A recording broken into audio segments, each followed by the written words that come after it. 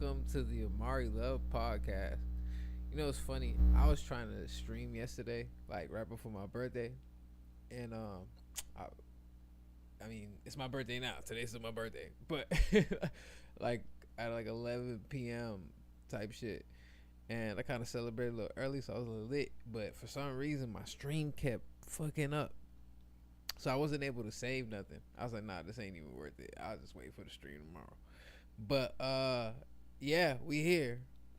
WVR, the Stoic-Man is out right now. So please, bro, if you listen to this right now at this point, if you ever heard the tape, stop everything that you're doing and go listen to this masterpiece. I ain't gonna lie, bro. I was really sitting thinking back, like this is a complete album. Like this is the first time I feel like I actually completed an album from front to back. Like, and not to take anything away from anything else that I've done. Um, those are albums too with tapes as well, right? But like, there are times where or parts in the creation of that where it just, everything just lined up. So this is the first time I kind of had like a streamlined idea, and even if the certain nuanced things didn't particularly take place, I still got to get like my concept and like nail what I was aiming for. So uh I'm just super grateful that it exists and is out in the universe, and I hope that what I mean. The 16-year-old in me is like, bro, I hope my goats hear this or something like that, cause that's man. Uh, cause bro, I'm doing my best. You know what I mean, doing my best. I'm like the basketball player. I'm like the basketball player at the park. I'm nasty at the park, but I ain't really played in other parks. So on this court, I'm nasty as hell. But shit, I might, the skill set might transfer over in the bigger part where other people. But I don't know, cause there's so much dope shit happening, bro. And a lot of good music out right now as well. Know what I mean? So I know, what I mean, this is my shit's in the ether. So I trust, hope, believe, know all that it'll just get to the right ears. My bad. But yeah, so now in the story of the tape, we're on no stress, right? And it's interesting too because I'm thinking about it now. Like this, I love how the tape is kind of like Friday. It's just one day, not as good as Friday. Nothing, shit. It's a tenth of what Friday is, but structure is one day, right? So in we're in Act Two. So the first song in Act Two is Lockhart, right? So this is me removing the worker attire and going into the rapper, or more so like my true self, right? Because like Bruce Wayne is almost the mask. Bro, I'm Batman, bro. Marty Love hit. Um, and it's a stupid analogy, but if you're a nerd, you understand what I'm saying. So the first thing that I do in Act Two is go to my love interest, right? My escape. You know what I'm saying? Um, and this is after feeling the weight of the world, right? And I feel like as a man, it's nothing better as a man when you have a woman that like knows how to like speak life into you, because women could give and take like with their words. Especially if you in love, your girlfriend say some slick shit, you be thinking about that shit all day. Like, can't believe this bitch.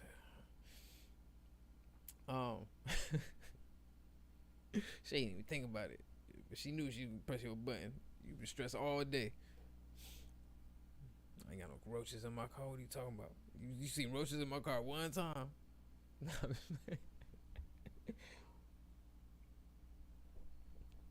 um, Damn, I think about it's like a true story, but that's like 18 or 19. That's when my like my 95 Avenger. That shit was going through the ringer. That's right before it died. I remember one time, I was with one of my exes in the car, and I guess we picked up her friend. We was doing something, bro. But like, my ex was hella loud with it. She opened the door like, "Oh, look at this roach." That shit was so embarrassing. So funny.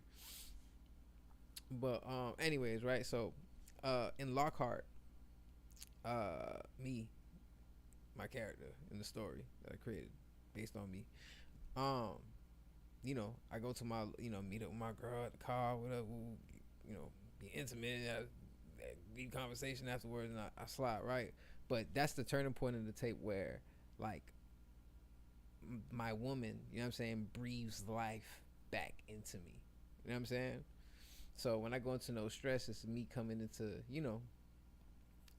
into the realization that, nah, I'm good. Like, what? Like, everything's in motion, whatever. Like, you know what I mean? So no stress is kind of like the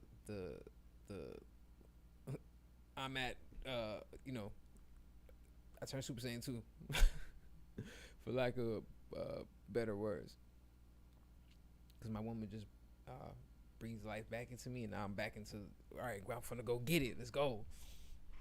So that's like the, you know broadly what the concept of no stress is, because even the way I approach it musically is supposed to sound like a slap. And I'm popping my shit, but it narratively it fits in this of what's going on. Cause like, all right, bet I'm about to go take this on to the radio station. Like, what I'm stressing about, bro? Everything's good. My life around me straight. That energy in a song form. And yeah, bro. So now, and it's funny too. Damn, I not think about it, cause No Stress is the last song that I released as a single before I released the whole tape. So I guess it falling in line with my birthday unintentionally lines up perfectly. Cause even as I've been sharing throughout the last episodes of like my life and how it connects to my music journey and the tape. So kind of like putting or sharing experiences and like moments in my universe, and just to give context to who I am. So even contextually with the things that I'm saying on my songs, so it gets hold a little more weight or something. I mean, um, so so all right, because I guess I'll talk about the making. I mean, we'll talk. We'll see how the other podcasts go, because the next one is the rapper. We'll see how this shit go. But all right, so originally my idea was to make this tape called "The Maxims of Amaury Love." That's something I guess I'm gonna eventually make. And the idea comes from, there's an ancient Kemet. There was someone named Ptahhotep, right? And he created the world's oldest first complete book called The Maxims of Ptahhotep, right? And pretty much in this book, the way that it's written is made to be passed down to his, because he was a priest in ancient Kemet, right? So if y'all don't know who Kemet is, ancient Egypt, whatever. I hate that I always gotta feel like I gotta give context, because I'll be like, what? I don't want people to be like, what is he talking about?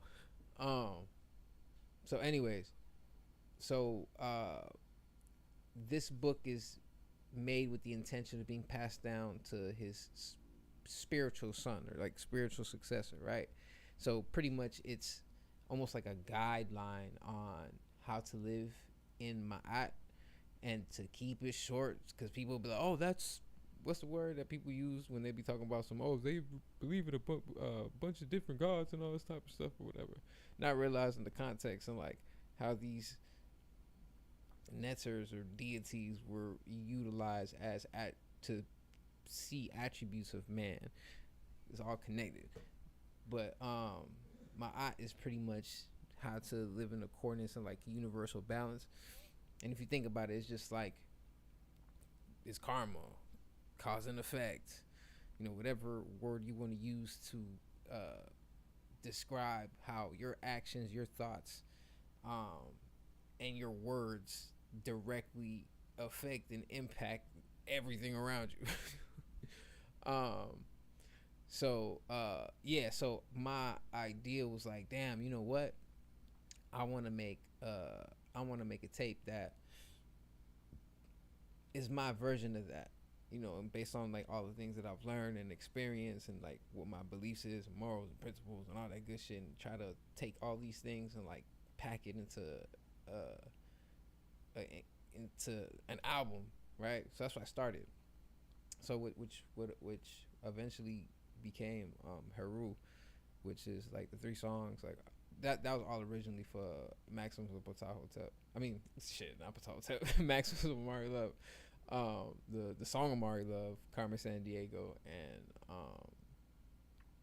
motherfucking Arturo Schoenberg.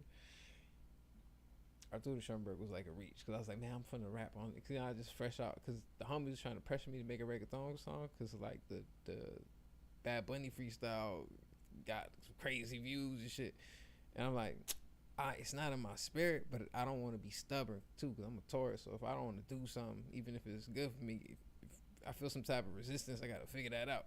So I was like, all right, let me get out my comfort zone. So then I'm like, nah, this actually sounds lit. I can get the boom by drums and rap over this, and then I just put the horns out, like whatever. Anyways, these ideas were originally for that tape, right? And I think around at the time as well, I could be mistaken, but something else that inspired me. I was watching what's the Tiny Desk, right? And I had seen Dochi's performance, and that shit is phenomenal. That's probably my favorite Tiny Desk performance. And just seeing how she, the songs that she chose and performed, and how she performed it and put it and see all that. I was like, damn, that's fire. So I kind of got fixated with the idea of like, man, what if if I made a tape that I could perform from front to back? Like if I went to go perform somewhere, I could start from track 1 to, which is difficult because I mean if it's like 10, 13 songs, I think that shit would be fire. If someone made an album like that's made to be played from front, like not just listened to from front to back, but played from front to back, that should be fire. But I don't know the science behind. I mean, that DNA is kind of in WVR the Stoic-Man, just because like I didn't approach it that way, but I wrote and created it that way, if that makes sense, which I'll get to in a moment. But anyway, so I'm like, all right, this is what I'm so. And damn, is this a right? See, I'm trying to think like how everything took place, cause like the seeds of these ideas was I'm not too sure. You know what? It had to be when I went to the writings on the wall. Cause yeah, it was around that C game. I don't know when the time frame was, but I just know it was around Art Basel weekend or Art Basel week. And Chance, this is before he dropped this tape. He had this thing called Writings on the Wall, and that was a dope ass fucking album listening party. Cause even the setup and everything was fire, because like it allows you to, you know, appreciate and experience the music, and in an artsy way, kind of do it in, like kind of simultaneously. Let me explain it better than I go and do all these goddamn metaphors. That's why when they be talking about how Ross be talking and how he used to be like, he not like saying, nah, that's how we talk, low key. It's how people talk. But anyway, so it at the writings at the wall, the way they was set up, you walk inside, and like there was paintings and stuff like that, and all these paintings were from it was from Africa, but I forget what country. But he was explaining something along the lines of like how he's inspired by artists and paintings that he bear witness to by traveling. I'm not doing justice to the way he explained it. When they were talking about it, I'm like, yo, this is fucking gas. All right, so then boom. Then we go into the next section, and then there's a bunch of probably 50 bean bags on the floor. Every bean bag has a composition book and a pen and some headphones. So everyone sits down on the bean bags, puts on the headphones, and has a composition book. So then Chance talks to everybody, and then explains what's about to take place, whatever. Like, and then it's like, hey, look, while you listen to the music, you got the composition book. Feel free to write, draw, do whatever artistic you feel. And even the way that you're experiencing it was so crazy because, like, as you're looking at the walls, and every wall has something different, right? But it's not like playing music videos. This motherfucker wanted, my bad. The lighting got messed up because I'm low key using the screen. All right. It's not like traditional music videos that are playing on the wall. It's almost like some were, there were videos in the midst of the songs I was playing, but for the most part, each wall had like some abstract imagery, but the raps and the songs, the words were show on the wall. Kind of like how when people drop their Instagram reels and it's like a video and they showing the raps and the words what they're saying on the wall. It was that, but in every wall, and every wall has something different. That shit was crazy, bro. I felt like I was in a ride, like a hip hop ride in Disney World. I'm like, yo, this is gas. Anyways, the reason I brought up that story, all right, because that was ill. That's a whole nother story. Just that itself. I wasn't even supposed to be there that day. Or like, cause I ended up meeting Chance in the morning because he had a meet and greet, and I had to work that day. And then my boss had gave it to me off, and I'm like, what? Shit, I'm already about to go to the bus. Fuck that. I'm about to change these clothes and slide early. I ended up staying at Wynwood all day just to see it at night. Anyways, so we got to keep the composition book that they gave us at the Writings at the Wall. So when I started writing the maxims of Amaury Love, like, or at least those 3 songs that ended up becoming Haru, I wrote them in the composition book, and it was kind of refreshing because the idea was, because I was thinking about, I think I shared this before too, about T.I. Paper Trail, how like when T.I., this is based on an interview I heard, maybe I could be wrong, I hope I'm not butchering this shit, and this shit sound crazy, like, he never said that, what are you talking about? But when T.I. was making Paper Trail, he's talking about how that was the first time in a long time that he wrote his raps. And I was like, man, it'd be ill to just write the raps on paper. I actually have it right here.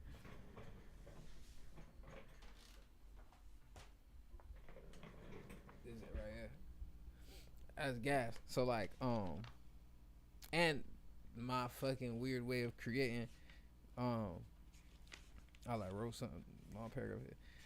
I was writing a whole bunch of random fucking notes, and then boom, look, I have the whole idea of the manuscript like written fucking down. Which I could eventually still do, or will do. Maybe I just needed to get this tape off to work on this. Damn, that's crazy. I didn't even think about it. But boom, like, so the song Amaury Love, where I was like, my inner ambition is always nothing but excellent, inhaling my dark side, and this angel of found heaven. What the fuck is he talking about? Fuck all that spooky shit. I gotta get my mama a house. Yeah, that was the first time I wrote on paper in a long time. This shit right here. I got some ugly ass handwriting. And it's funny because when I was gonna do the video and I put like the fucking camera on the top, I was like, I ain't ripping pages out this shit. What the fuck? I gotta go buy another composition book. I'm like, you got me fucked up. That's how I was just scribbling that whole in the video. But yeah, so it was around that time that the seeds of the idea came about. So as brainstorming ideas, creating songs and stuff for it, I did a freestyle.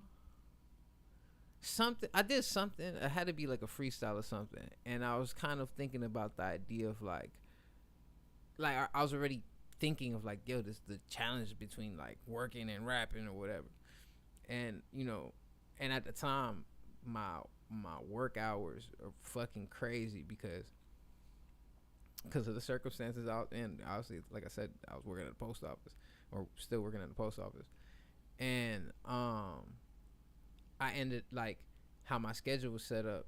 They'll have me scheduled to arrive like at 10 a.m. because they knew how far I stayed at, whatever, right? But if they send me to another station, the times could vary. Like, oh, we need you here at 8 or whatever the case may be. I didn't have a whip at the time because I lost the Benz. And so I'm busting it everywhere because ain't no way, like, this ain't like an Uber could Cause shit, that should be 35 up, 35 back every day, bro. $70? What? Got me fucked up, bro. I was broken. So I had to bust it.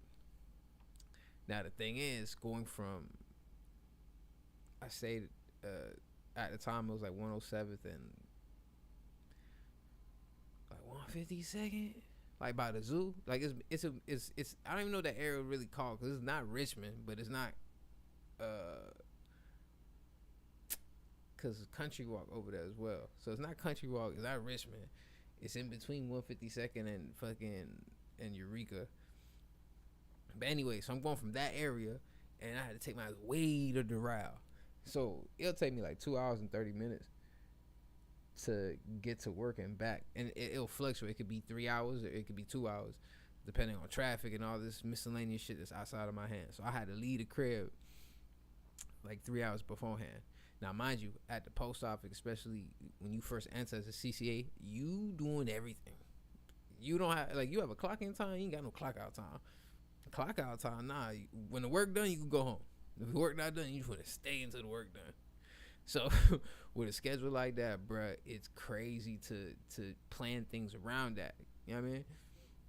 Especially with, like, you know, things were difficult. So I'm like, all right, cool. This is some decent money. I could come up and, you know, pay what I need to pay, and also kind of like figure out what I'm about to do. So, but now if I'm working a 10-hour shift, 12-hour shift, then I gotta also count the 3 hours going to work and then the 3 hours coming back. So like 15, 16 hours out of my day was just gone. However, through the day, you know, I'm listening to whatever podcast or hip hop media that I fuck with. I'm you know, thinking of what I want to do, or if I have like ideas, I'm jotting them shits down, whatever the case may be. So if I'm inspired by wanting to record something, the moment I get to the crib, shower real quick, I gotta get this off, because I don't got, you know, I got a 2-hour window, and then so I could go to sleep for 4 hours. And I was doing, like, that shit was tough at first, but I kept doing that repetitively. So one of the freestyles that I did, I'm like, all right, let me do some like fun shit, like you know, something, because I hear it from like the homies or like my ex, be like, oh, you need to show your personality more. Like, you know, people would fuck with you if they actually seen like actually how you are.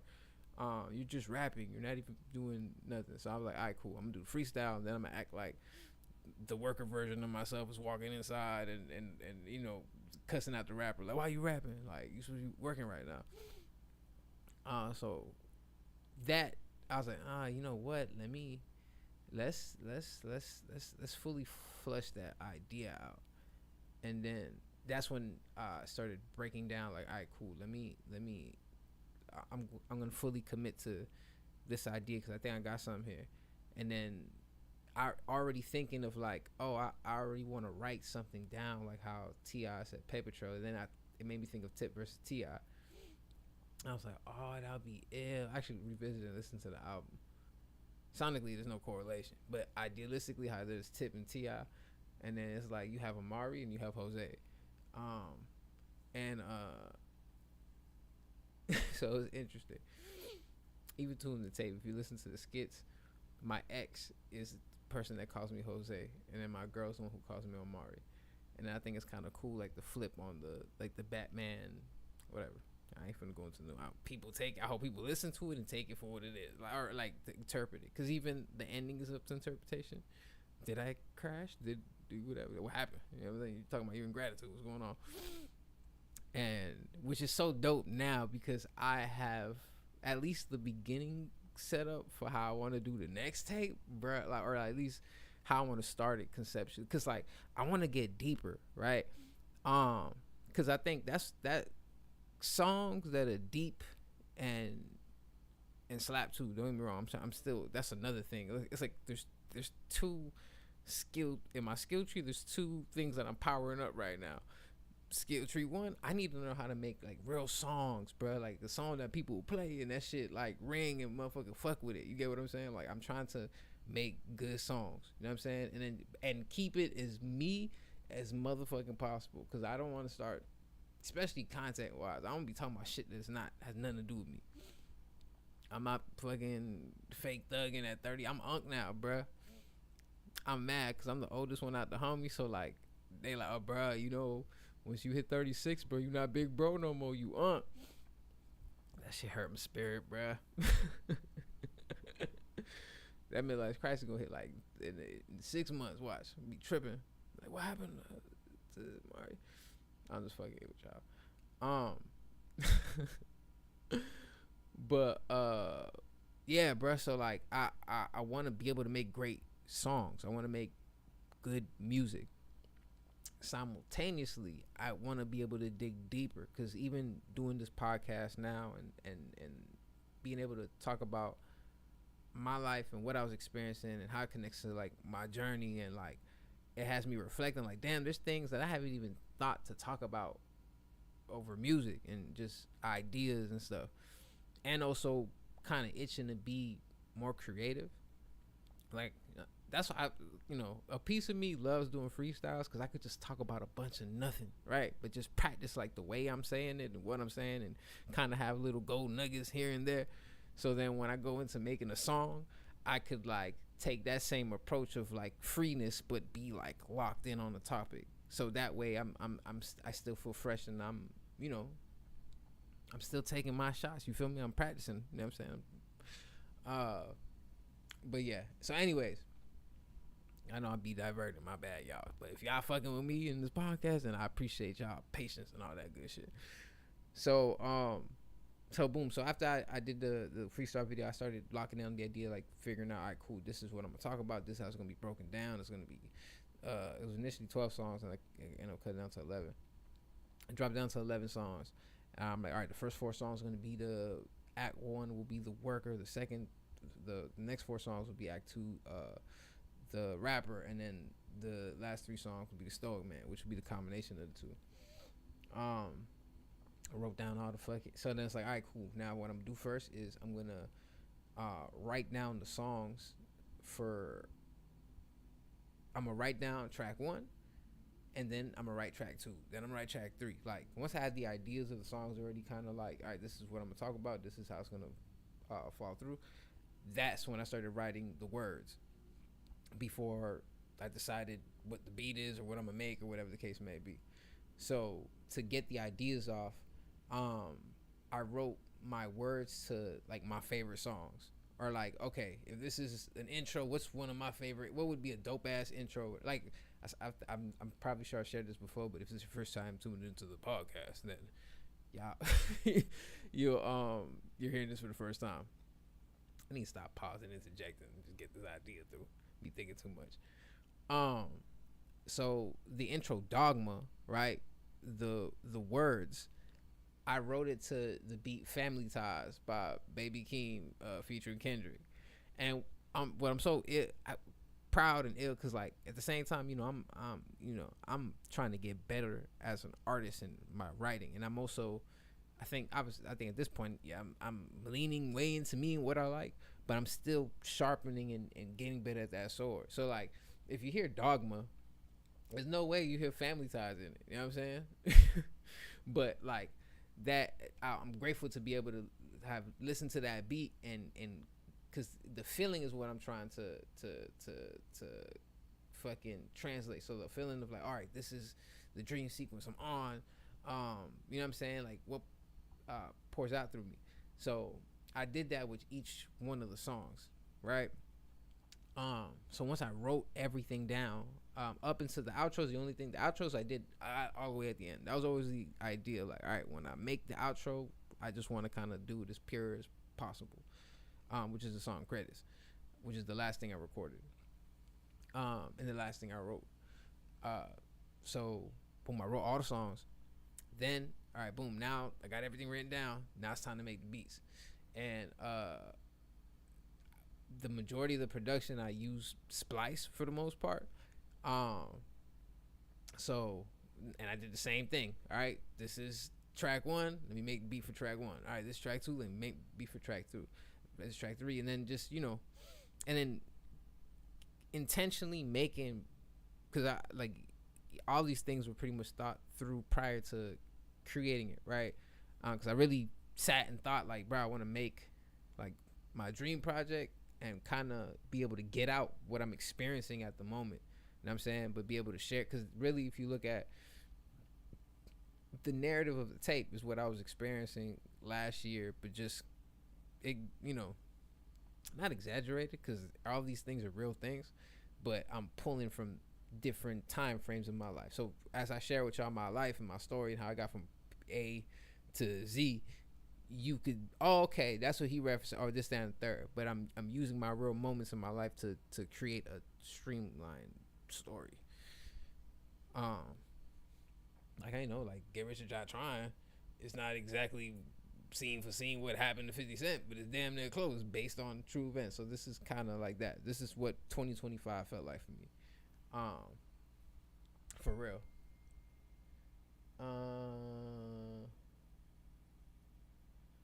Oh man, I appreciate you, Brody. Damn, that's love. Um, damn, I'm so grateful. My dog just sent me some shit. I forget it's my birthday, bro. I don't even feel like it, bro. Low key, cause I've been working, and now that I have I got a whole week off, I got a week off, and I'm finna travel to Ireland and all that. I can't wait, but I can't. But I'm still like, you know what I'm saying? Like I'm so used to just, all right, I gotta do this, I gotta do this, I gotta do this. I don't know how to relax. Meditating help, but that shit still, you know what I mean?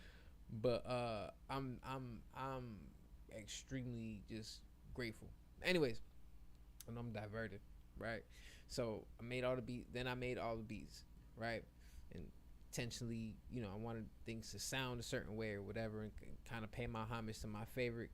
That's why I wrote to my favorite beats, so I could kind of pay homage sonically to the type of beats that I like. Because if you hear Dogma is more like a dreamy vibe, but it's more like soulful. Then you go into The Worker, it has more of like a East Coast New York type feel, and then Mo Money has like a West Coast type feel, and then fucking Track 4 sound like some shit Cole would have rapped on. Like I did it, like as I'm making the beat and I'm figuring it out, because I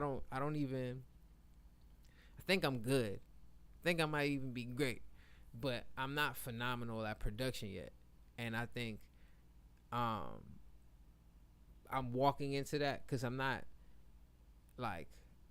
as married to it as I am with rapping. Like it took me such a long time to get this good at writing that I'm so proud of myself. Like, it got me fucked up. Like that's something I care about so much. And production, I'm slowly walking into it or whatever. Cause I'm sure this producer, oh, you use Splice?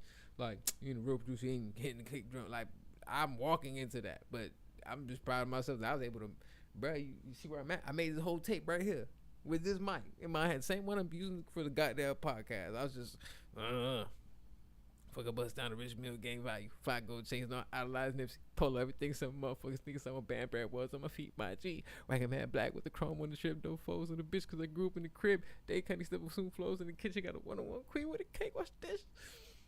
Sea moss in my fridge, liquid gold in my cup. Yo, walk around, told I ain't gotta roll up. Connected to the source, so my sauce divine turn water into wine with the way I used to force truth. You forgot his Anakin son? It was funny. I heard that fucking Drake line. He talking about Papa TP. He said something about Anakin. That shit was disgusting. I was like, motherfucker.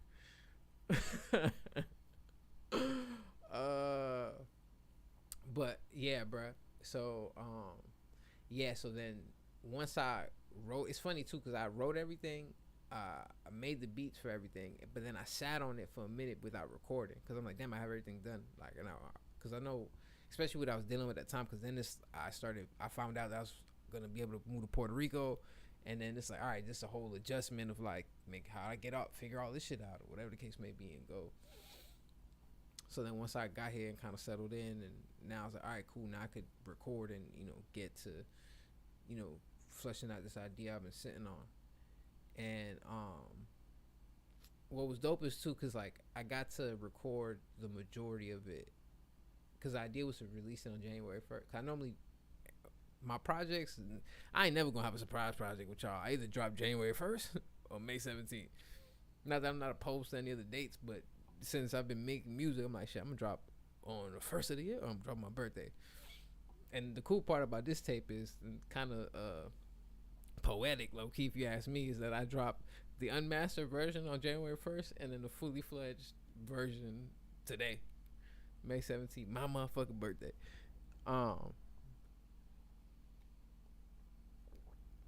So I'm just truly grateful. I'm truly thankful for like even how it came out. Cause there's things you can't, especially like one of my favorite things.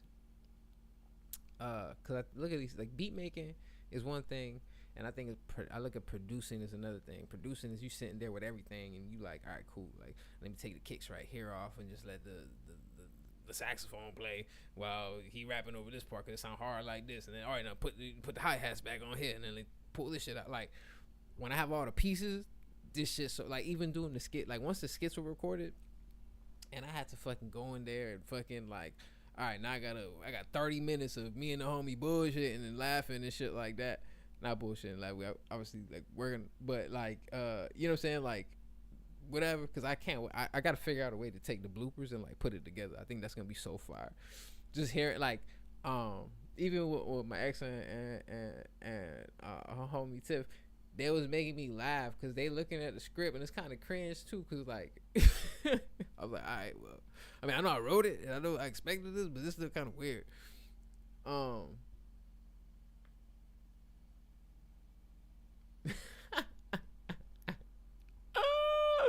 Yo, no, we just making me laugh. Now I want to reply, but some other fucking thing.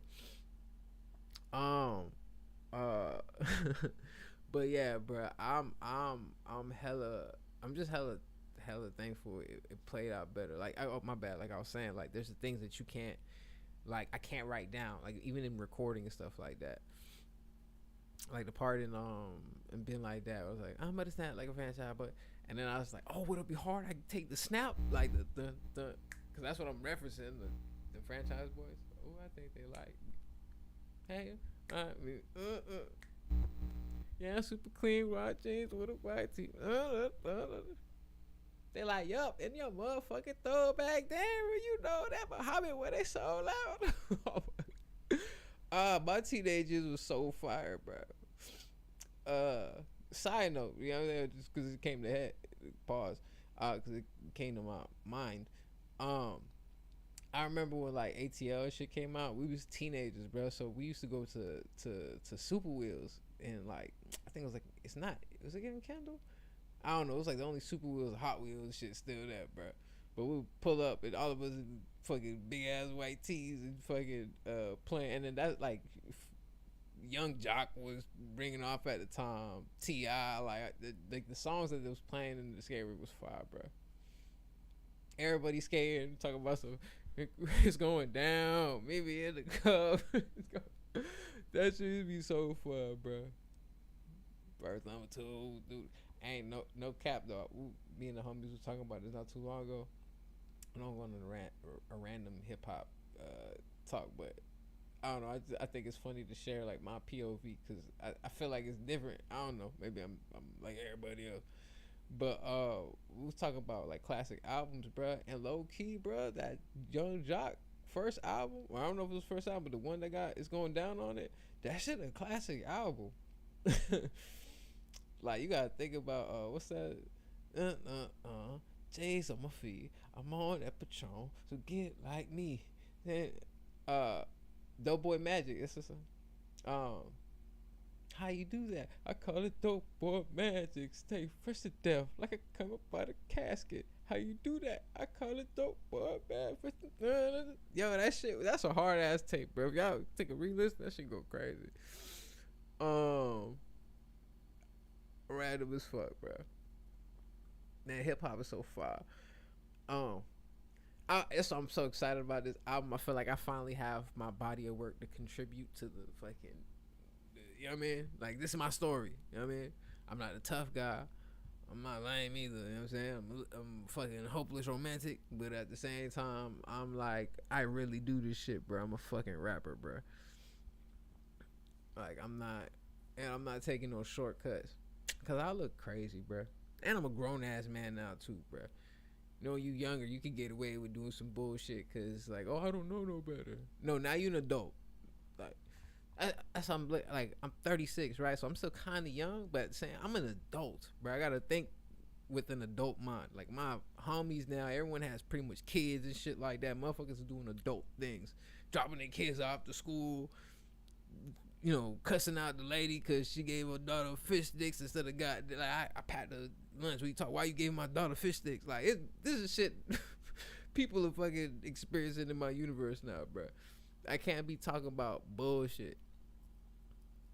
And I guess it's kind of because your environment is gonna dictate a lot of the things that I would assume is gonna be displayed in your music. Cause even like, I don't know, I think as an adult, especially when you see like younger people doing some like bullshit, you gotta kind of call them out on it. Like I remember, I was working this event. My ex's friend had this. They got this venue, and they had some. I don't know if it was a wedding, some, bruh. So like, I'm pretty much kicking it with like the kids and shit like that. They just, you know, making sure they straight because everyone got their task or whatever. So I'm just making sure like, hey, y'all make sure y'all do this. Woo, woo. So we had like downtime or whatever, right? And the little homie, probably like 13, 14. I don't know what. He was young. He's not full, like he ain't a late teenager, but he was like 14, 15. He was talking to his sister some, but he's like, fuck that. Like, he just said, fuck that. And I'm like, bro, like the adult in me is like, bro, watch your mouth, bro. He was like startled, like those told him like, bro, watch your mouth, bro. You legit, bro. Why you talking like that? Especially in front of all these other kids, cause now you gonna let them feel like they could talk like that. Nah, bro, fuck out of here. And it's funny cause he was like he cussed the rest of the time, and it's not like I showed fear or nothing in him, but it was a respect thing. Like as the adult, like, bro, chill out, bro.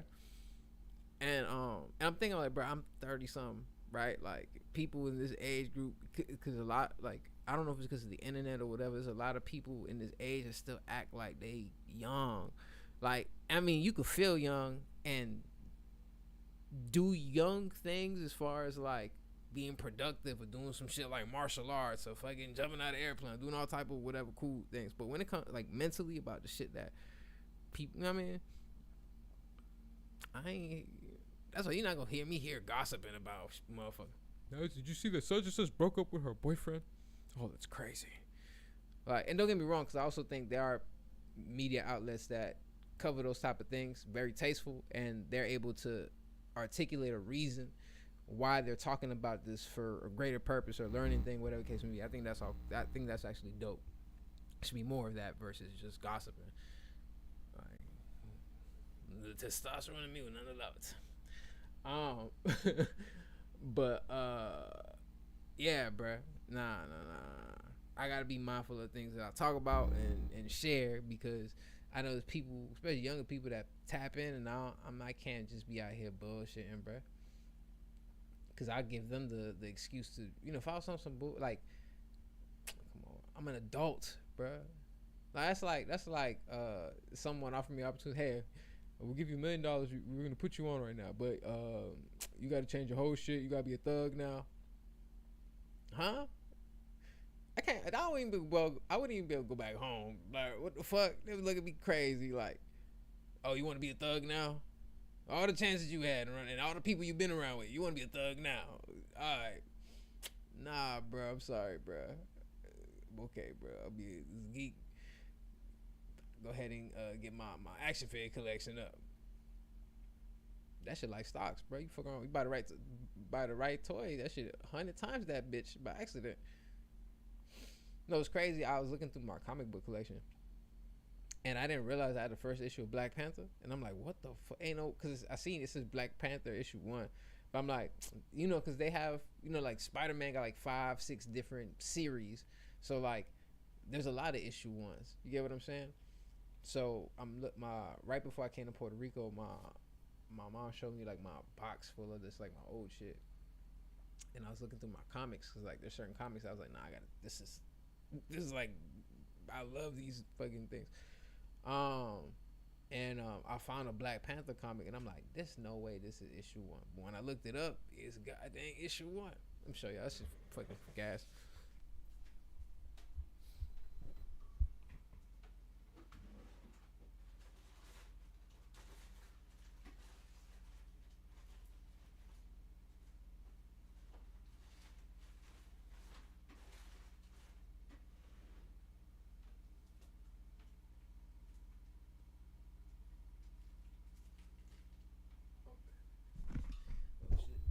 My bad, y'all. Look, it's right here.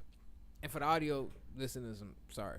So if you want to see it, hop on YouTube real quick. Go click on the video, and then you go back to the audio version. If you don't want to see my ugly ass. But look, it's the first issue of Black Panther, and I had no idea I had this. And I looked it up. I'm like, what the fuck? Like, this is crazy. It was released January 1st, which is crazy. This was 30 cents. Fucking wow.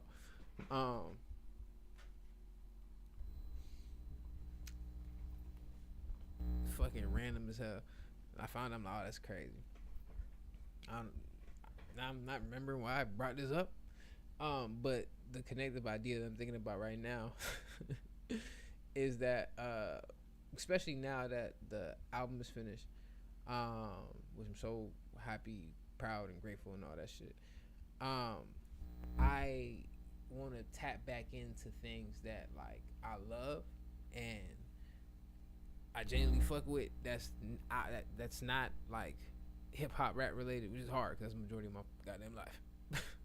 But like even video games or certain movies and stuff like that, because I do have ideas that I don't have fully fleshed out yet, and I want to, I think the cheat code is to lean into yourself. Because even making this album, like I really sat and thought about my favorite songs of all time, like my favorite albums, my favorite verses. It was a lot of just like, man, let me hear To Pimp a Butterfly again and be like, oh my god, this is the greatest album ever. I still feel the same fucking way that I felt when I first heard it. It's I know I've told the story before, but we on a pod now, so, and I think, I don't know when I was sharing the first time I heard GNX. No, I think it was on the live stream. I don't know. I'll do that again later, because that was another thing, and I'm mad too because I seen like Effective immediately they had posted like a live of them reacting to hearing GNX live for the first time, and I'm like, what the? I bet I missed that shit live, because that should have been fucking crazy, because like they was turned up, and hearing that shit for the first time was crazy. Anyways, fucking when I first heard To Pimp a Butterfly, all right, so as y'all know, and I've shared this before, right, y'all know Kendrick is my GOAT. But at one point in time, my young years, I was hating, bro. I ain't even gonna hold you. And not hating like outwardly, nothing like that, but more so like, cause all the homies, we all like the same music, but we all lean into different artists and stuff like even now I be teasing my boy Fat Boy, cause he used to fuck with Mano heavy, but like he was listening to old Mano tracks. And we're like, bro, you been listening to Mano? And not to say nothing, I'm not, I'm saying, I want no smoke with Mano. You know what I'm saying? I think it's actually so dope now to see, like, even with, like, the Let's Rap About podcast, and, like, how you have OGs that are rappers, but they still, you know what I'm saying, pulling up his homies to just chop it up and talk and laugh about whatever bullshit. And I think it's relatable, because that's how you talk amongst your friends. Especially when you have a group of friends, right? Like, my group chat is always fucking ringing off. So it feels the same energy. Anyways, so yeah, we all kind of lean into different things. So like, I remember first hearing Kendrick. It's probably not the first time I heard it, because Cameron put us on to Kendrick.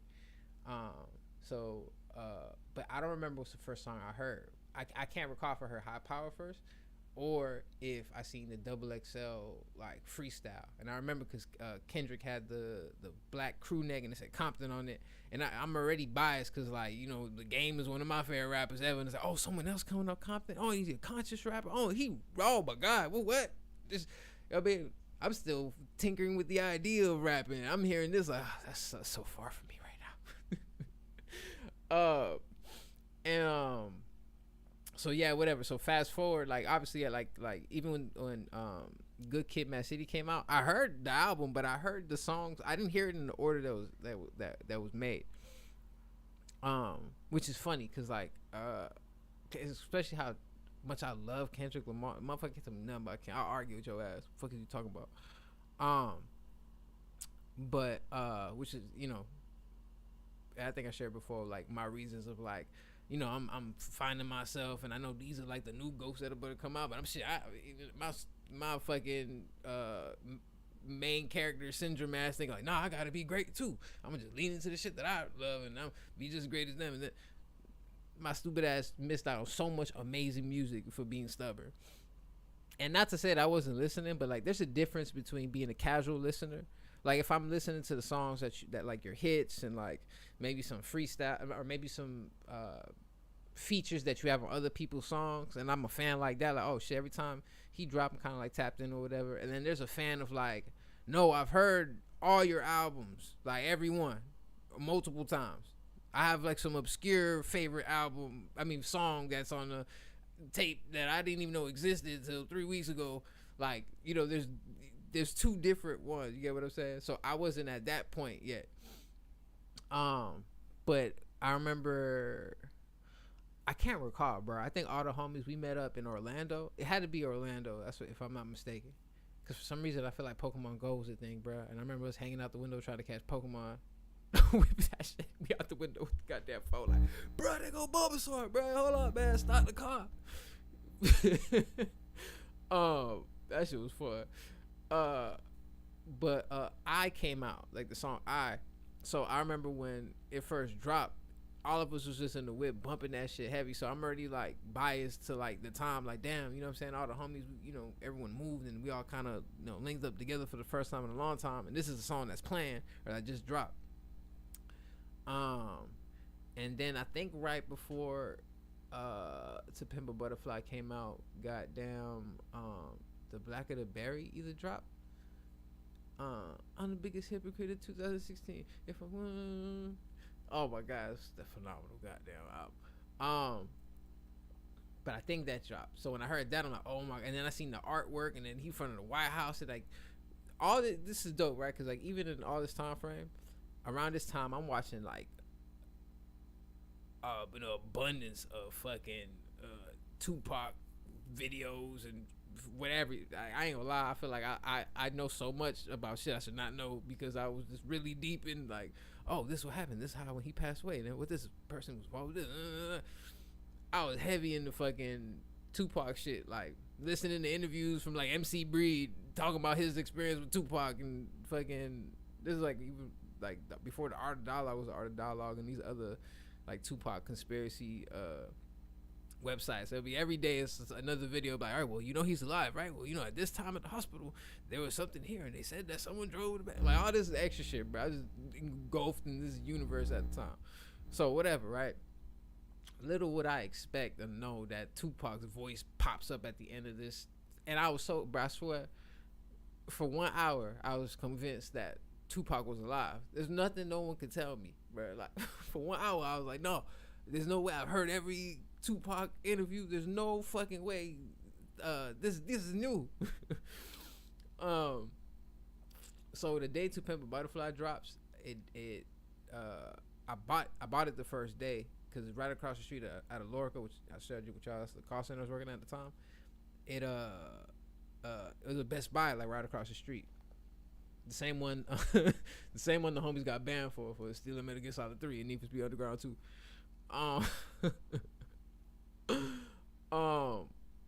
So I bought To Pimp a Butterfly. I didn't hear it when I bought it. I was like, oh, I'm gonna wait because like this girl I was dating at the time, she was a big Kendrick fan too. So the idea was like, all right, when we get off work, we're gonna pull up to front of your crib, we're gonna smoke, and we're gonna play the album. I think that's the first time I listened to an album with someone from front to back too. That was fire. Just chilling with a baddie, smoking a blunt, listening to Kendrick. Bruh, come on, bruh. She can't make that shit just gas, bruh. So we pull up to a house, fucking like just park. I leave the car on because we listen to the album, whatever, and play To Pimp a Butterfly. And I'm just like mind blown through the whole fucking album. Like, yo, this is insane. Like, even that's what like that intro is like one of my favorite intros of all time. Like describing like, oh, when I get signed, homie, I'm at the fool. Hit the strobe like, roll after the room. But so yeah, like, so then at the end part where he's, he been going through this poem throughout this whole album, so he finishes it and then he talking to somebody and then you hear a Pac voice. Bro, I immediately grab my phone. I'm like, bro, Kendrick found Tupac. Bro, that shit was fucking gas, bro. That shit was fucking gas. So I have that. I guess that is so it's really hard for me to think about an album that would top To Pimp a Butterfly, like in my head, because like I'm biased to that moment, but also the album itself is an incredible piece of work. Even when I heard people say whatever, I'm like, huh, what? Are you high? That shit is the masterpiece, bro. Bias, it's bias, and and every other Kendrick album is phenomenal too. Like I love Mr. Morale. I don't know what anyone was talking about. But yeah, bro. Shit, I hope one day someone feel this way about my tape. Like, oh man, the AWVR drop, bro. I was doing whatever. It's like, oh my god, this is great. I guess that'll come in due time, bro. I feel like as good as I'm getting and as talented as I think that I am, and as disciplined and as much work ethic as I have, I feel like I haven't really touched the surface, to be honest. And there's a piece of me that feels like excited but a little like, cause I don't know what this look like if shit play out. You know what I mean? Like I don't know how this translate. I mean, I'm just doing the best that I can. You know what I mean? I'm over here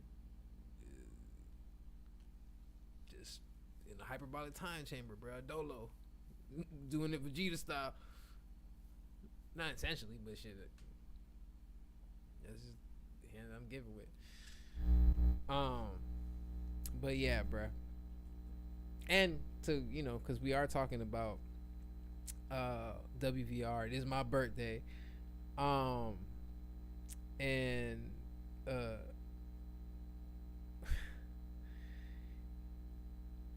I'm in this point in my life, because the song that we're at right now is No Stress.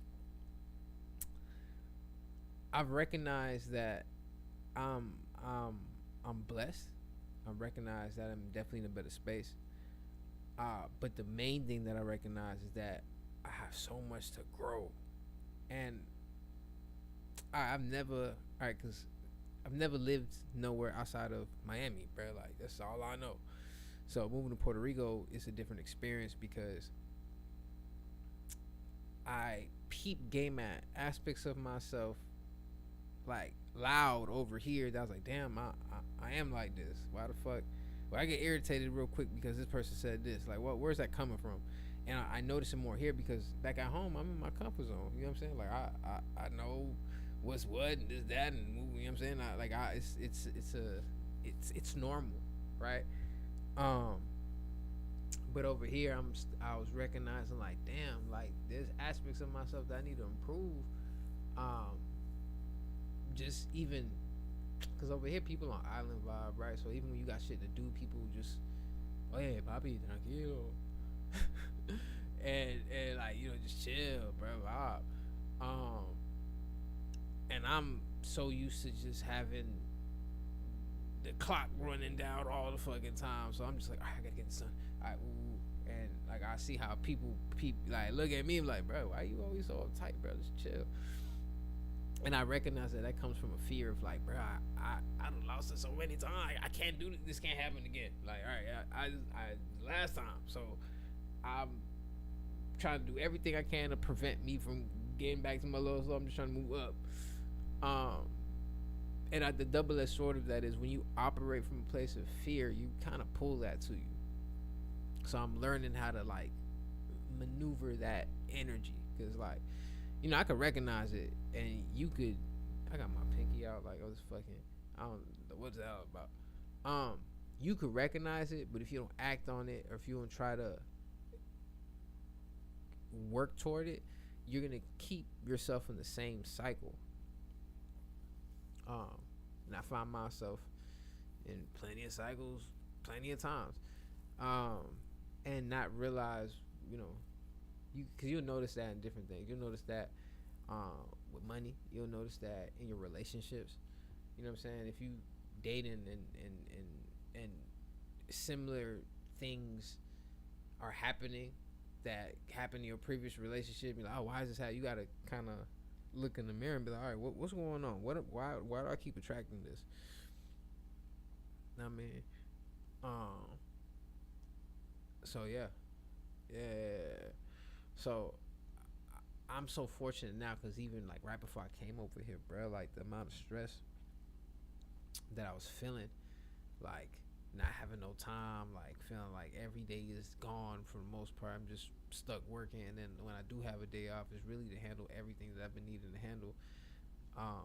It was intense, and I still managed to squeeze in some like fire ass freestyles and ideas and all this type of shit, but um, it was still a lot. So even though I'm still facing whatever how the challenges transform now, I'm just trying to make sure I'm breaking these negative cycles so I can continue to elevate and be the best version of myself. That boy 36 now. It's about to start calling me Amaury Unc. Unc Love. That's crazy, bro. I don't even feel old, bro. I go watch a cartoon right after I get off the stream, just for the 16-year-old of me to be like, nah, bro, you good, bro. You ain't even old like that yet. I don't even know what I'm gonna do, bro. All I know is I think on Tuesday I'm gonna do this road trip around the island. I wanted to do it today, start today, but I'm like, nah, I want to do the pod, and kind of just like celebrate the tape. Like, you know what I'm saying? I still don't even know what I'm gonna do. Probably gonna go out or something. I don't know. But I just want to really be present and be in gratitude, bro. I mean, because I really at one point I thought this was gonna, you know what I'm saying? Like I said, like I was like, I don't even know how. It was just so tough that I was like, damn, bro, I don't know how any of this gonna work, and everything lined up perfect. Even doing the skits, bro, that shit was stressing me out, cause it's this a pet peeve of mine. Like, when I'm working with somebody, if they don't see it as serious that I do, it irritates me because I'm someone that like, when I gotta do something, I want to handle it now. Like, what do you mean later? Like, why are we doing this later? You sent me a beat. I'm gonna work on it now. I'll make it priority. Like, all right, cool. Oh shit. Oh, you need me on this verse? All right, bet. Let me just, cause I can get it out the way, send it, and I could go back to doing my shit. Cause I could take that on my time. So a lot of times, especially when I'm working on the tape, I'm putting these fake time restrictions in my mind. Like, all right, I got to get this done by this time. So that way I complete, you know what I'm saying? Like I work toward completing, because I don't want to also get fixated on creating all the small little nuances and blah, blah, blah, blah. I ain't trying to do all that either. Like, you know what I mean? Like, yes, do that as much as possible, but you have to finish, you know what I mean? Because then you got thousands of songs on the hard drive, and like, I don't want to doing that. Like how DJ Jazzy Jeff said, like, you want to die free, just like have everything out, give it out to the world. Who knows? Maybe WVR is some historical album 1,000 years from now. Some random person finds it. Oh my God! Look at this tape. It's talking about working in the 2020. Remember Trump? Oh man. But yeah, bruh.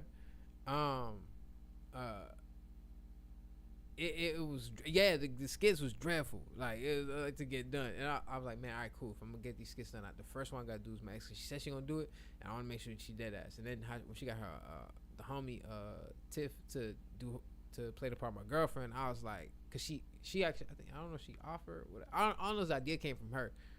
I was like, where do you think she'll do it? She's like, yeah, I'll ask. I was like, I bet, fuck it. And then like I was like, all right, I hope they don't hold me. All right, we scheduled for Sunday. Woo. And then they showed up, whatever, and I'm just like, all right, bro, we in here. It's really gonna happen. Cause with the homies, I know I'm gonna get it done, even though it'll probably take, everyone got their own schedules and stuff. Hey, what's happening, Phobus? Appreciate you, dog. You know, like everybody got their own schedules and all that type of shit. So like when I end up getting the skits from them, I'm like, I knew that was gonna happen. But like the homegirls, you know, women, one little thing happened. Cause I was really trying to get them on Discord.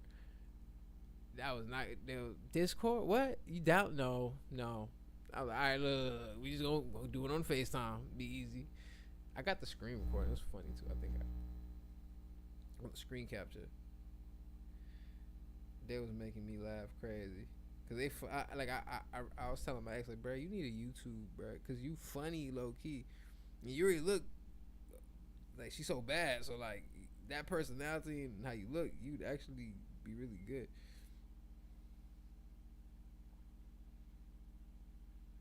Where is it on? It had to be on this phone. Switch it up. Back like I have never left. Week to week been dropping, getting stronger. Adding reps to sets. SNES X. This shit like upgrade my stat. Wait, my the PS3. Make my bitch play NGS. Tell me I'm delusional, cause look, this is when we was doing the thing or whatever. Press play, bruh. Like they had me fucking roll. I couldn't capture the audio because on FaceTime you can't goddamn you can't screen record the audio on FaceTime, which is stupid. It's a fucking thing. But I got the audio. Like I recorded it externally because I needed to capture them on the phone and like to sound like it's on the phone anyway. So it's like, all right, cool. I can get around this shit. So when I'm producing it or when I'm mixing it, I ain't got to worry about making the telephone effect. Even though that became a little challenge, and because if you hear the second skit with my girl in the tape, it I was trying to capture her sounding like she's in the car. But because of the static, I don't know, you know what I'm saying? That's a little small thing that I look at like, damn, I wish I could have nailed it. But I think it sounds perfect because it's still. Looks like. Oh, word? That's what's up, bro. Man, shout out to you, dog. How does that work though? Like how does a residency work? Like how does that work? But yeah, man. And then Cam had me laughing with the Clout Man skit, cause like, all right, so as y'all know, or don't know, WVR the Stoic-Man is a sequel to Revenge of the Nerd, right? So on Revenge of the Nerd, that's the first appearance of Clout Man. He's at the end of is it the man? Hold on, it's either the man or the other one. Hold on, or Son of the Fourth. I'm the man. I made a band from the front of my pants. When I went to drama, do my little dance. I ain't for the go. I lean to the south, hunger for more. I'm Lloyd in a whole different mode. I'm act death while approaching the throne.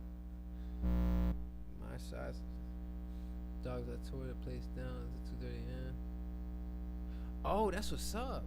Congratulations, bro. That's fucking fire. Hell yeah, that's what's up, man. Congrats. So now you a regular, man. Shout out to you, bruh. That's what's up, bruh, for real. Cause I know that felt good, cause you haven't, you're monetizing what you love doing. Like what the fuck? That's phenomenal. Yeah, the Clout Man was at the end of the man, right? And in the tape, it's in the story where I go to the radio station and whatever, the homie clown me and I leave. So I was like, you know what?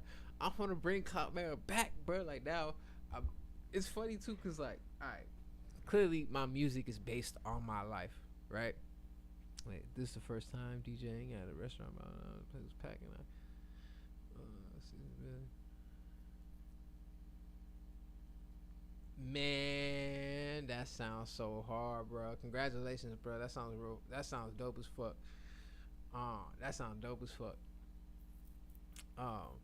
But yeah, bro. Damn, I lost my goddamn train of thought. Put the counter up. 1. Is it 1? All right, maybe 2. No, I think it's the first one. You need a chick that was Shaq's. That was cute. Man, trust me, bro. I'm in Puerto Rico, bro. So the ratio of baddies to just regular is crazy. I was like, God damn, why is everybody beautiful here? What the fuck going on?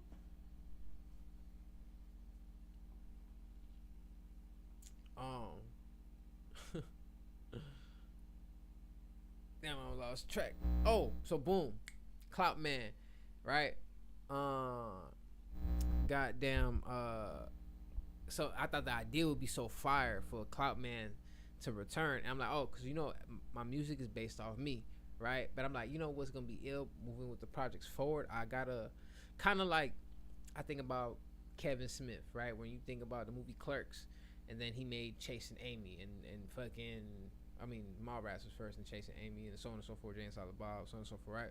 So these are different movies that are separate, but the characters and all that are interconnected and shit like that. So, um, you see reoccurring people, Mike. You know what I'm saying? The movie Dogma. Irony, that's the title of my first track. You got Jay and Silent Bob, and then they end up getting their own movie. So I'm like, oh man, I want to start creating like, you know, these characters in the Amaury Love cinematic universe that like exist. Like Cloutman is a character now that exists in my space or whatever. Um,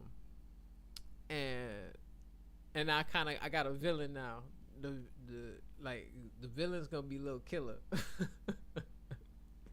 I don't know how that's gonna tie into like the next project or if I'm gonna use that, but I was just like, oh, okay, cool. Now I'm gonna have like a bad guy. Maybe this is a way for me to get off this bullshit, but do it in a cool, creative, narrative way, to where it's not like I ain't doing no sellout shit or whatever, but it could tie into some like narrative, bro. Cause I want to get my art shit off, bro. Like I want to I want to make slaps and make and turn people up, but I also want to dig deeper into like making things that are meaningful with meaning, and that's kind of crazy. That's me trying to suss for it. Make things that are meaningful with meaning. Show ugly ass up. But for real, like just make something of substance. You know what I mean? So I'm really excited. This shit is a dope time. I don't know. I was like, even yesterday, I was nervous. I was like, bro, I don't know. Like, I don't know how I feel. Cause I really love it. Like, I love it. I love it. And I listen to it. It's like, yo, I can't believe it's out. Cause I've been listening to it up. Thoughts on Iceman? You gonna make me talk about Iceman? Nah, man. It's about the Stoic-Man, bro. We ain't talking about no ice. Nah, I'm just playing, bro. The comedian in me wants to fucking just talk shit, but I haven't listened to Iceman yet. I'm going to, cause at first I was like I haven't even listened to Kanye album, cause I'm like, well, like, I don't know. I just nothing in me is like, man, I really want to. And it's crazy. I know if I listen to Kanye album, Kanye probably got some new production type shit or some like like these type of artists, regardless of whatever, they constantly push they constantly elevate and take things to a new level. So I'm sure even listening to the Kanye album, there's things that damn, that's fire that he did that or whatever the case may be. But because how I feel about all the bullshit around it, I kind of not like nothing was in me to like I like, oh shit, I can't wait to hear what Kanye has to say now. Like I don't. So that's kind of how I feel about Iceman. Like it is interesting. Cause like I'm even on my algorithm and stuff. I was like, I'm hearing people fuck with it, and people don't fuck with it. And I'm seeing like how he took a shot at DJ Khaled. It's fucking crazy. Exactly what I expected him to do. I'll say Drake, D-Rap owning the party. He's showing you that he was like this all along. I'm still listening objectively. Yeah. But see, I haven't listened to it, bro, so I really don't have an opinion. Like, I clicked, like, I watched a little bit of the episode 4, and one thing I seen, I'm like, god damn, this man, visual production is crazy. This shit look like goddamn Netflix movie. I was like, okay, that's kind of gas. But I didn't like tap into that. I mean, I'm dropping my album. I'm here, you know what I'm saying, in love with what I just made. And then from what I hear, it's a lot of like, why you making a diss song with DeMar DeRozan? I'm not hating the music. Yeah, but I'm just saying, like, it's just certain things narratively that I mean, he dropped 41 songs or some shit like that. He dropped 3 albums. That's crazy. Um, and so I thought that idea was actually fire. I was like, oh, he dropped 3 albums at the same time. Um, just gave an abundance of music. Wait, man, the visual ideas. Yeah, the visuals was fire. But like, I haven't. I need to listen to it, and that's the thing, cause like y'all already, Dot My Goats, Team Kendrick over here. What the fuck are you talking about? But at the same time, I don't want to be like a hater, or not, or just be into my, like, lean into my ego. I want to be. I want to peep game. You know what I mean, like, I want to actually listen. But I'm not in a rush to it either. Like, I actually want, like, the hype to die down a little bit, and me to actually, so I could, like, listen to it very objectively and not. I mean, because my bias is gonna leak in anyway. Um, so I rather as well, like, but I don't know. I don't know. I'll tap in eventually. Right now, it's about the Stoic-Man, bro. Stoic-Man over the Iceman. Let me stop, bro. I'm off the lowest scale. That boy was stomp on me. Um, Again, he's exposing that he goes after other men, women, and complain when it doesn't work out. Crumbar is take the L. One of the. I ain't gonna lie, that's really my sentiment too. Bro, this whole thing would have been a lot different if you would have just took your L. If you'd been like, all right, Doc, you got that, bro. I ain't gonna hold you, bro. Like, you know what I'm saying? Like, motherfucker respect. Like, if you got in a fight and lost, because I've seen, like, that's like when motherfuckers used to fight in school, bro. I've seen them, like, the bus late, these motherfuckers get in a fight, the security come, everybody, tighten up because they don't want no one to get, like, what's going on here? None, everything's straight. The security leave. All right, you ready? All right, even the motherfucker losing, you know what I'm saying? They get the fight, whoever win, whatever. You walk out and it's done. Wow, you lost the fight. Drake holding on to this shit is crazy. Stoic-Man, what's the date at least that dropped? Man, it dropped today, nigga. It's out, bro. It's out today. I can't do it. I'm on OBS, so I don't even know. Well, what we can do is hold on. That bitch out today, bruh. Look, releases, bam.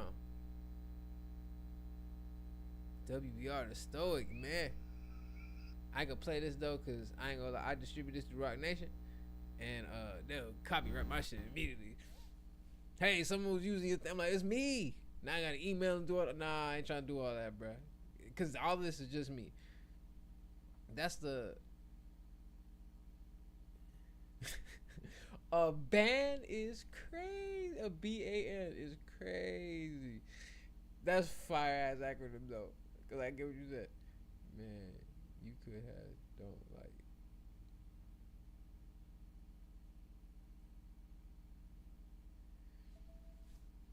Nah, I ain't goddamn playing shit here. I ain't doing no, bruh. Like, I'm gonna do podcasts. I'm gonna talk and express my ideas and say how I feel about certain things, bruh. I'm not turning this shit to like a reaction video or like, oh, Drake Iceman just dropped episode 7. The Iceman returns. Bitch, I ain't doing none of that, bruh. And it gotta come from a real place. I ain't gonna talk about something I ain't listened to yet. I just seen stuff I agree with certain people are saying too. Shout out to Glacy. Yeah, like I ain't. If your YouTube is a link, you should not be flat. It is, but it does it anyway, cause it does it with my shorts. Again, like, it depends on your distributor, right? Rock Nation shit just so on point that if they hear a song that is on they shit play, it's gonna copyright strike it immediately. Oh no, yeah, that's what I'm saying. I don't want to stream the album. Cause this is gonna go on this is an episode of the podcast, so this is gonna go on the pod. Yeah. Cause DistroKid won't do that unless you ask him to do it. I think my next project I might do it through engineers, or one of my next projects I'll do it through engineers. I kind of want to have all the distributors, Because I think like if I'm doing a feature with somebody, a lot of people have DistroKid, so it makes it easy. Like, all right, cool, whatever. You know, here's my email, link it to this, and then like Rock Nation bias, obviously, because I love Jay-Z. But two, I love its hub and like its setup and like how it shows you the analytics and all that type of shit. Like I think it's actually Rock Nation distribution is actually fire. I know some people argue like 15% is a lot because they're not doing, but I bet the difference. I fuck with it. Makes it convenient. I'm not paying every time I drop a fucking upload either. And it kind of kept me on point too, because even when I have to like DistroKid, I just upload that bitch. I ain't putting none of the other stuff up. I gotta sit there and type everything. Yes, Amaury Love writer, Amaury Love composer, Amaury Love. So at least it keeps me on point. But yeah, bro, it's out now, bro. Out. I would love. I've been on TuneCore so far. TuneCore, I heard TuneCore is good too. I heard TuneCore got more services. Some of these distribution companies don't have services to help promote the music. They just let you upload it and they put it out, but you know, it's pretty much up to the artist to push the music out themselves. I know it's my weak point because like I be so focused on the creation that budgeting and or like just the whole rollout and shit like that I'll lacking, because since I know what my like I'll think so big that me understanding my limitations, it's like if I can't do it my way, I don't want to do it. That's horrible actually, you know what I mean? It's not the best way of going about it, but I operate that way. I realize I got main character syndrome like a motherfucker. But nah, I fuck with Rock Nation distribution. But I do want to do because I wanted to do it through engineers, because I was like, oh, that's mixed by Ali's thing. I know some names on that distributor, and they told me it's the reason. Everybody got their scratch. I remember one of the homies, somebody I know was telling me like DistroKid owed them some ridiculous amount. That was like,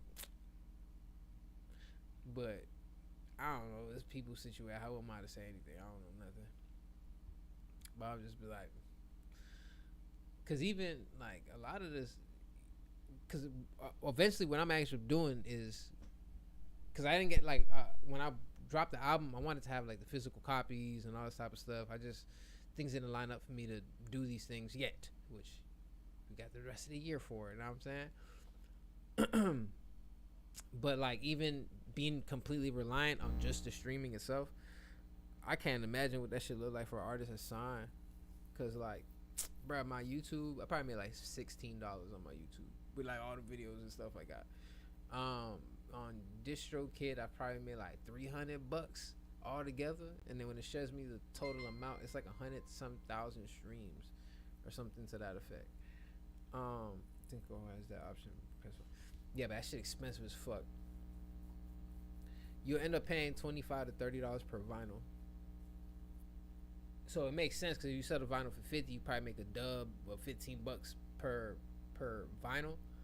I don't know if I have the fan base to justify making that now. I'll make it for me, so I can put my own. You know what I'm saying? Have my fucking vinyl next to Baby Keem and Cole and shit. But I not yet. I mean, hopefully a little later on. But the CDs for sure. Hell yeah, I'm gonna make the CDs. It's not that expensive. And I love my album cover. My aunt actually took that photo. Which is fucking gas. I remember she took the photo. I was just like, yo, this is the album cover. Auntie, you have no idea. She's like, yeah. I'm like, alright, shit, I don't think I'm playing. I'm gonna show you. Album cover something dope too, because apparently that painting is like a historical piece of Puerto Rico. And it shows like the different types of Puerto Ricans, and you know, super dope. Like I wish I could articulate how my aunt did when she was telling me about this painting. She made it a point that we have to go see this painting. Are we in Puerto Rico? I'd rather do USB drive. I mean, USBs is cool. I mean, especially because everyone's car got a USB port. You could just plug that bitch in and it could play from there. But I still feel like the CD just has a nostalgic thing. And I'll do a Chance did. Chance, they had his album got like a chip in it, so if I just wave my phone in front of my album, the album pops up on my phone. What I don't know is if I take that approach, I'll probably make it a QR code because I don't gotta work on my budget. But two, I would either have to make like a landing page with the tape because it has to be convenient. Like if someone buys a CD, it's really a novelty item for support, and they can keep it and put on their wall, some shit like that, right? But if they want to listen to the album, they have to scan it and go directly to the tape. And I don't like if you got some motherfucker clicking too much stuff or typing stuff in, it'll make them not even fucking do it.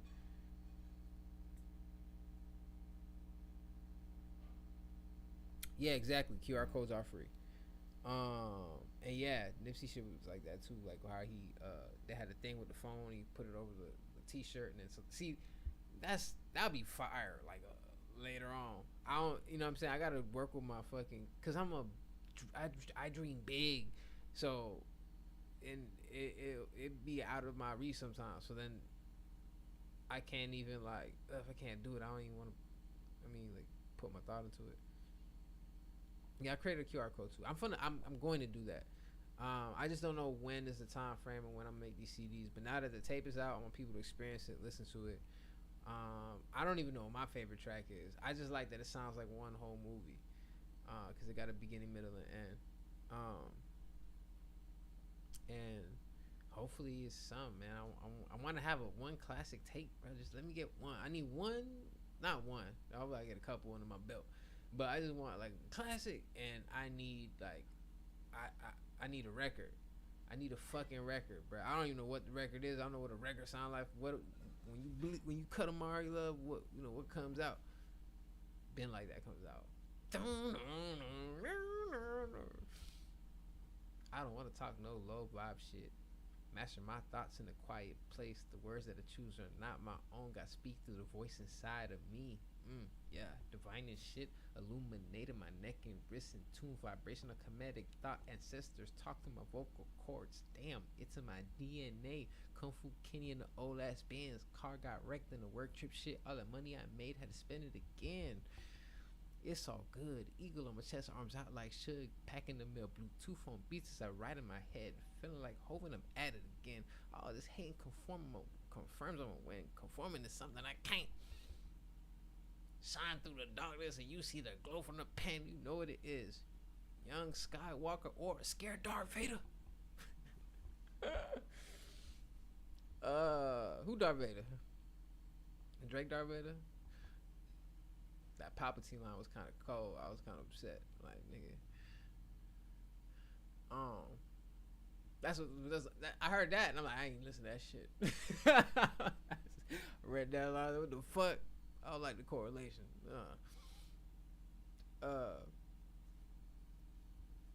Nah, I'm teasing. I don't want to be super biased in my bias. I mean, either way, you know what? I really, cause a piece of me is, cause he low-key popping his shit on, like just again, I haven't heard it, but I'm hearing like, you took a shot at it. What Khaled do to you? And I ain't gonna lie, I think that line is kind of crazy. You asking them like, oh, you telling Khaled hasn't said free Palestine, but I don't know. That's kind of, you're Jewish and what's happening in Israel. You not talking about that, how they're being proactive and blowing shit up. You judging Khaled for not saying free Palestine, and you're Jewish. That's kind of weird, bro. I don't know. That was kind of, but whatever, bro. You really on your I don't give a fuck about nothing right now. Drake out here like Sasuke. Drake out here like Sasuke. Fuck the Hidden Village. That's what he trying to. He upset with hip hop because they not embracing him right now. He said, "Oh yeah, well I'll burn this shit to the ground." Hell nah, bro. They from you got these other ninjas about to pop up. But yeah, I'm just like he on his revenge shit. I don't know. But then again, I haven't heard the other tapes too, and I heard the other. You know what I mean? Again, it's a lot of music, and how do you come back from what he experienced and doing all that? Because again, if after Day Not Like just dropped and Drake would have just took his L, like I don't even know what that looked like, but just make it clear, like, alright, bro, Kendrick got that, bro. Yeah, alright, cool, alright, bro. I shouldn't have said your wife's name. You told me not to take it there. I'm a habitual line stepper, so I'm just gonna step the line anyway. He's like, don't take that inch. Oh, don't take that shit. I'm gonna take two. Clearly, if you would have just took ownership to your actions, like, all right, bro, you know what? I maybe I shouldn't have said such and such, and you know what I mean, you got a point, bet, cool, you got that, bro, and just went on. None of this would have been. This shit would have been 10 times more crazier, because you would have had all the same anticipation, but also reckon like people wouldn't be like, because even suing and all this type of stuff, like. In another scenario, if I feel like Drake would have won the rap battle, which I don't see how that should, but let's just say that was the situation, I don't think he would have sued UMG and do all these other things behind the scenes. So, and not like I know anything. I'm just a rapper from Miami in a room in Puerto Rico talking about my tape. Now, my homie asked me about Iceman, and now we talking about Drake.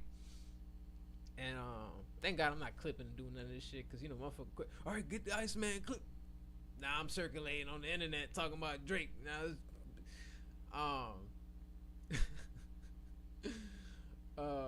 but I don't think he would have made those same choices whether he won the battle. So I think that's what makes people look at it like, bruh, you like you lost, bruh, and it just looked like you crying about it. And even if it's not, even if he don't give a fuck that he lost or he regret, like it looks like that.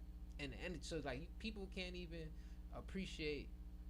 I'm sure there's songs that have nothing to do with none of that are great songs, but there's this taint of all this extra shit into everything that you're doing, which I guess maybe it is a smart thing that he just leaned into. Oh, I'm the bad guy? Bet I am the bad guy. Like, say, oh yes, I am Thanos. The fuck are you talking about? He popped back up like Endgame. But you know the ending. Or is he Doctor Doom? Is Drake Doctor Doom now? Because he was Iron Man, part of the Avengers. Everybody fuck with Drake, whatever he got. You know what I mean? And he came back as Doom. I don't know. I'm just talking shit in my little nerd fucking canon. But yeah, nah. I think I don't know. I'm gonna listen to it now. I have my opinion or whatever. But yeah, now I'm just, it's time to sit back and not sit back and relax, because I'm still gonna be working on stuff, but get into my production bag, and I can't wait to start putting together the next body of work. But I am gonna appreciate this, because this is my baby. This is my Sinners. This is my blueprint. This is my goddamn Carter. This is my motherfucking 2014 Forest Hills Drive. This is my Good Kid, Mad City. I wouldn't say To Pimp a Butterfly, because To Pimp a Butterfly is my favorite album of all time. There's not an album that exists that I think is better. I'm sure there is, or people could argue it, but I'm just saying, to me, like, you're not gonna beat Tupac talking at the end. Like, what is that? You'd have to have Goku fucking.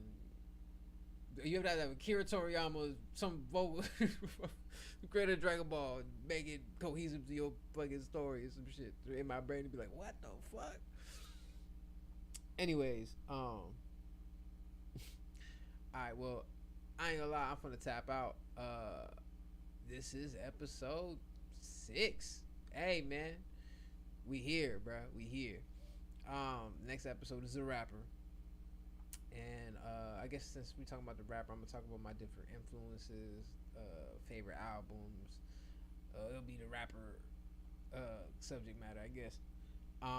But I just want to say to everyone that's been tapped in and locked in and listening and all that good stuff, I just want to say thank you. This is definitely a new path that I'm walking on, especially with this podcast thing. I think because, trust me, the women in my life tell me, you talk so much, you don't even let someone else talk with yourself. So I guess it's fit for me to fucking do. But to everyone that's tapped in or just interested in, one, please listen to the album. Two, if you fuck with it, listen to it again. Like it, share it to somebody. You ain't gotta tell me. Just share it to somebody. Don't tell me. I don't even want to know. I don't give a fuck. I don't give a fuck. You Kendrick. If you listen to this right now, I don't even want to know that you heard it. Just please, just if you fuck with it, great. Listen to it and share it with somebody. I don't even know if I'm ready for none of that, bro. I'm said like, bro, I'm so far back. I was like, bro, like, yeah, you rapping, okay? You producing, you do a little thing, bro. But what?